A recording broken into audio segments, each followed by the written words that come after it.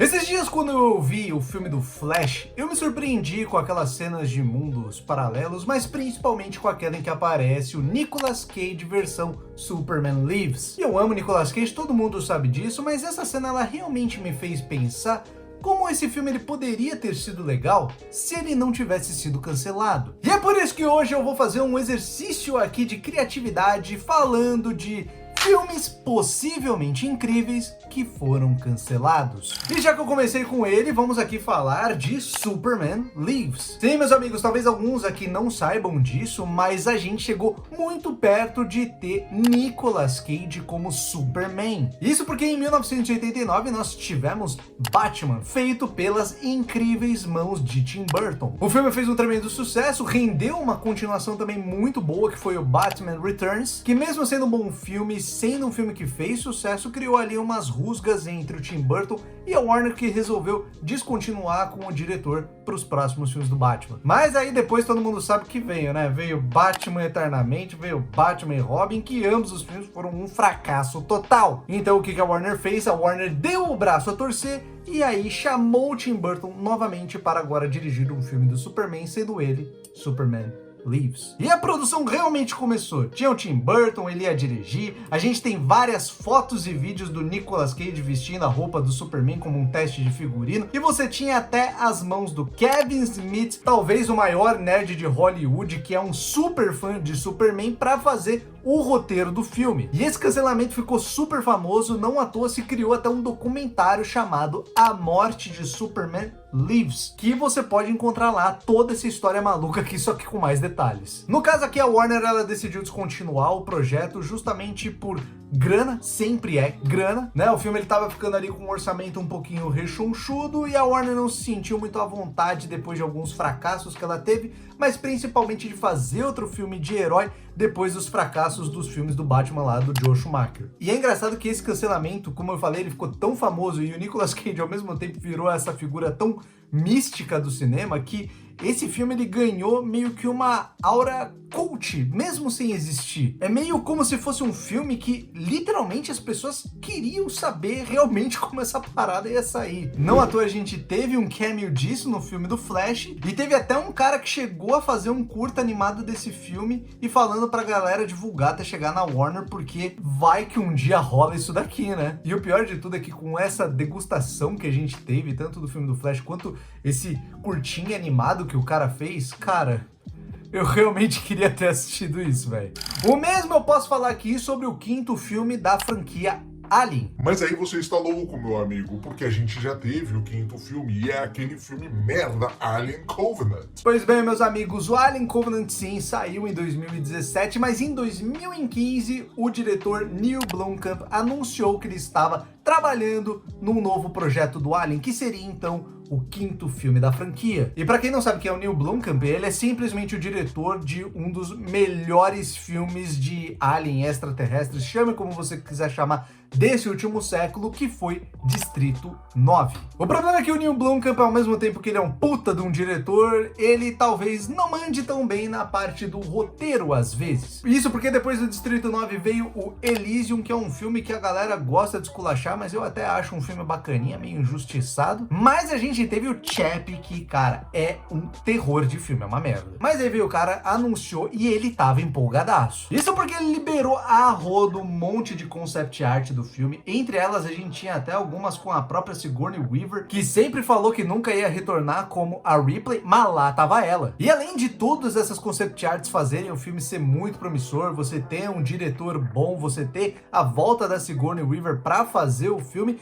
ele prometia fazer uma vibe bem o primeiro filme, algo mais pro terror e suspense, e além de tudo, ele ia continuar do segundo filme, desconsiderando o 3 e o 4, que é meio que um consenso que são os piores, junto com Alien Covenant hoje em dia. Mas foram justamente pelos fracassos na carreira do Blomkamp, né, o Elysium e o Chap, que resolveram descontinuar o maluco do projeto e continuar agora com o Alien Covenant, que, como eu falei, é uma bela de uma bosta e basicamente enterrou essa franquia. Mas ao menos a gente teve um anúncio bom, né, de que vamos ter mais um filme da franquia Alien, dessa vez dirigida pelo Fede Alvarez, que fez o remake de Evil Dead lá lá de 2013 e também fez aquele O Homem nas Trevas, que eu acho um filmaço, que é um diretor que tem acertado, então vamos continuar torcendo aqui pra que dê bom. E outra coisa que sempre dá bom é quando você vem aqui, se inscreve no canal se ainda não é inscrito, deixa o seu like aí se gosta do vídeo, é como eu sempre digo, é um clique pra você, um segundo que você perde, mas é uma grande ajuda aqui para divulgar o meu trabalho para outras pessoas conhecerem. E se você quiser e puder, claro, compartilhe esse vídeo com amigos, familiares, pessoas que gostam de cinema,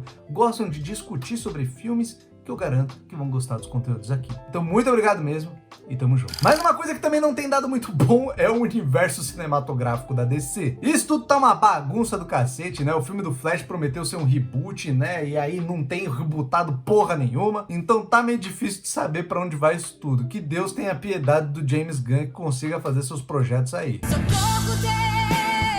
Mas uma das surpresas desse universo novo da DC foi justamente o cancelamento de Batgirl. Um filme que já estava aí quase todo pronto e que foi completamente jogado no lixo. Mas diferente do caso lá do Superman Lives, que começou uma pré-produção, mas logo já descontinuaram o projeto, no caso aqui do Batgirl, os caras tinham já gastado 90 milhões de dólares e simplesmente cancelaram essa porra, cara. Isso porque Batgirl começou a ser gravado um pouquinho antes da pandemia e aí você já sabe o caos que deve ter sido essa produção. Isso porque tudo foi paralisado, a indústria cinematográfica na época, principalmente, sofreu muito financeiramente. Aí você tá fazendo um filme de um universo cinematográfico onde a cada semana basicamente você tem que fazer uma regravação, aí seu orçamento só vai escalonando, cara. E aí o seu orçamento escalonando, sendo que você não consegue arrecadar, porque você não lança filme ali por basicamente 2 anos,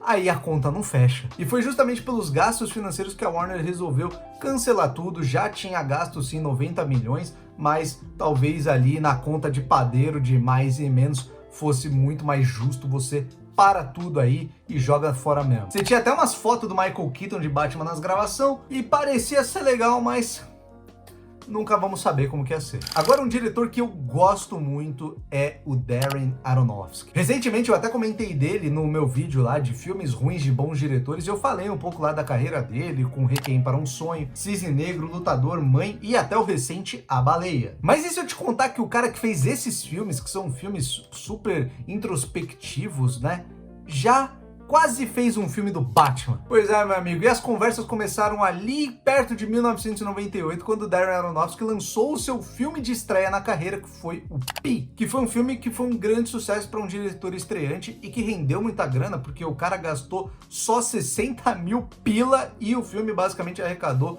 quase 4 milhões de dólares. Aí quando você faz as contas, você vê aí que o filme lucrou, sei lá, 5.000%. Mas a Warner gostou do cara, gostou da visão dele e já puxou ele pra cá. E aí a missão que incumbiram o cara de fazer era um novo filme do Batman do zero e que desvinculasse completamente o personagem daqueles filmes bosta lá que o Joel Schumacher tinha feito. E foi então que o Aronofsky recorreu ao Frank Miller, que quem gosta de quadrinhos sabe que o cara é um deus dos quadrinhos e que ele tem ali no seu currículo simplesmente, além de Batman Cavaleiro das Trevas, ele também tem Batman Ano 1, que vamos dar uma resumida, é como se fosse o quadrinho definitivo sobre a origem do Batman. Então o Aronofsky olhou isso e pegou basicamente esse quadrinho como sendo o material fonte do seu filme. Então o Aronofsky ele até fez algumas adaptações, ele fez lá como se o Bruce Wayne ele perdesse toda a sua fortuna quando os pais dele morrem, então na verdade ele sabe tretar porque ele foi criado nas ruas. Basicamente o Batman ele ia ter uma pegada muito mais pé no chão, ele não ia ter uma fantasia de morcego, ele ia ter uma luva de couro com lâmina, tipo um Peaky Blinder, e até o próprio Aronofsky falou que o Batmóvel ia ser um Lincoln Continental. Sem contar que também ia ter umas paradas meio pesadas, tipo o policial do James Gordon ser um cara lá que tem vários conflitos internos, então ele tem várias passagens no filme que então ele pensa em tirar a própria vida. Bom, era uma pegada muito mais dark, muito mais sanguinária do que a gente já viu e que o próprio Aronofsky disse que hoje em dia o que a gente tem de muito próximo ao que ia ser o seu filme do Batman é o filme do Coringa. Tanto que ele falou que uma das pegadas que ele ia implementar nesse filme do Batman, uma das inspirações era o próprio Taxi Driver. Eu não sei se ele mandou isso de caô porque o Coringa fez sucesso, mas é algo interessante. Então ia ser um bagulho muito mais pé no chão, onde talvez existisse um vigilante que se veste de morcego. Se você acha que o The Batman é um filme do Batman super pé no chão, e realmente ele é, parece que essa versão do Aronofsky ia ser ainda mais. Mas foi justamente essa pegada muito adulta, sanguinária, obscura que o Aronofsky estava fazendo no filme que fez a Warner cancelar tudo. Isso porque o próprio roteiro já era de uma classificação de 18+, e o Frank Miller, que quem gosta de quadrinhos sabe que o cara é um pouco bruto ali nas suas histórias, comentou que aquele era um roteiro, uma história sanguinária até pra ele. Foi então que tudo cancelou, mas aí veio a Warner em 2005, fez basicamente o mesmo processo seletivo desse projeto, só que com outro diretor que estava surgindo na época, tinha feito apenas 2 filmes e escolheram esse maluco para fazer um novo filme do Batman em 2005, escolhendo um jovem diretor chamado Christopher Nolan, que lançou Batman Begins. E aí o resto é história. Talvez esse cancelamento do Aronofsky, talvez tenha sido pro bem, né? Porque vai que dá certo, que isso vai pra frente e a gente nunca ia ter a trilogia do Cavaleiro das Trevas. Mas eu admito que eu queria ver esse filme do Aronofsky. Mas pra fechar, a gente tem que falar do rei dos projetos cancelados, que é o Guillermo del Toro. Cara, o maluco ele já foi vinculado em tanto projeto que simplesmente não continuou, ou até continuou, mas sem ele, que dava pra fazer um vídeo só com esse maluco, cara. Era Hobbit, Liga da Justiça Sombria, o jogo Silent Hills, e com certeza eu tô esquecendo de mais projetos aqui, porque tem mais. De verdade, é nível Guillermo del Toro anunciar que ele já gastou uma caralhada de tempo escrevendo um monte de roteiro que nunca foi pra frente. Mas no caso aqui eu vim falar do projeto cancelado dele, que foi de Nas Montanhas da Loucura, que é simplesmente uma das obras mais aclamadas do rei do horror cósmico, H.P. Lovecraft. E falou de H.P. Lovecraft, todo mundo sabe que eu fico de pau duraço. Mas o projeto ele teve início ali a ser conversado entre 2006 e 2008, que era quando o Guillermo del Toro tava estouradaço ali, na época que ele tinha feito Hellboy, O Labirinto do Fauno, e o maluco tava super em alta, tinha concorrido no Oscar e tudo mais. E principalmente pelo del Toro ser esse cara que é muito bom em fazer essas histórias darks, com monstros meio quase incompreensíveis e bem Lovecraftianos, que os fãs do Lovecraft viam isso como quase uma esperança. Porque assim, cara, você tem várias histórias que adaptam entre aspas o Lovecraft. Algumas fazem meio que semi-adaptações, tipo ali a série de filmes Reanimator, que realmente usa personagens do Lovecraft e tudo mais, mas não é literalmente uma adaptação em si. Mas você também tem outras obras que meio que adaptam o conceito. Uma delas que eu sempre falo aqui, que é o Enigma de Outro Mundo, que talvez seja quase uma adaptação ali de Nas Montanhas da Loucura, mas que eu acho que é tipo uma adaptação de Lovecraft muito boa. Mas é justamente muito difícil você adaptar o Lovecraft, porque o conceito do cara é criar bichos, criar seres além da compreensão humana, que você vê um rabichinho daquele bicho, você pode enlouquecer. Então assim, como é que você adapta uma parada que basicamente não pode ser descrita visualmente? Então assim, seria uma tarefa muito difícil para qualquer cara que fosse cair nesse projeto, mas o del Toro, por ser esse cara marcado por fazer monstros muito marcantes, cara, era um sinal muito positivo, velho. E assim, a pré-produção do projeto realmente começou, mas quando o orçamento chegou em 150 milhões de dólares, aí parou tudo. E esse projeto, ele ainda teve umas indas e vindas, sabe? Porque depois o del Toro, ele foi pra Universal, e ali, se eu não me engano, em 2011, anunciaram até o James Cameron como sendo o produtor desse novo filme, e o Tom Cruise como protagonista. Mas depois ali também que as conversas começaram um pouquinho, o preço começou a subir de novo, veio lá a Universal e barrou tudo de novo. Hoje em dia o del Toro, ele tem contrato com a Netflix e